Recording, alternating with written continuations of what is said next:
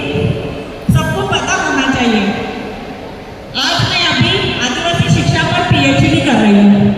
बहुत कम लोग ये जानते हैं कि अभी मैं पीएचडी कर रही हूँ, पर ये बताने का रीजन मेरा इतना सा है कि आप लोग समझिए कि शिक्षा की आवश्यकता क्या है। क्योंकि आज क्यों पीछे रह गए? क्योंकि हमारे पास में शिक्षा रूपी शस्त्र नहीं है, इसके लिए हम पीछे रह गए। तो हमें शिक्षा की बहुत आवश्यकता है।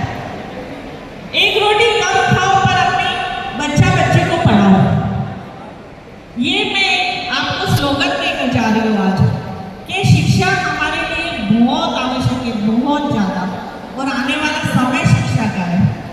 यहाँ पर प्रॉब्लम्स की सब बात करते हैं। मैं जो एक 7 मिनटों का कार्यक्रम में आदिवासी एकता परिषद में वो हर बात बताने की कोशिश करती हूँ। क्यों करती हूँ? कोई एक जना भी अगर वहाँ यहाँ से वो चीज़ को लेकर जाएगा और वहाँ पे अपने गांव में इम्प्लीमेंट करेगा ना, तो ये कार्यक्रम जो हम कर रहे हैं वो सफल हो जाएगा, ऐसा मैं मानती हूँ। गांव में कोई भूखा ना रहे, उसकी जिम्मेदारी गांव वालों को लेना है।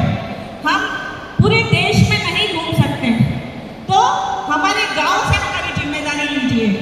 गांव में कोई भूखा ना रहे, अपने गांव में उसकी जिम्मेदारी गांव वाले लीजिए।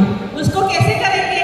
हर घर से एक मुट्ठी अनाज इकट्ठा कीजिए और जहां पर धान की आवश्यकता है उस घर को बिना पहचान बताए। क्यों?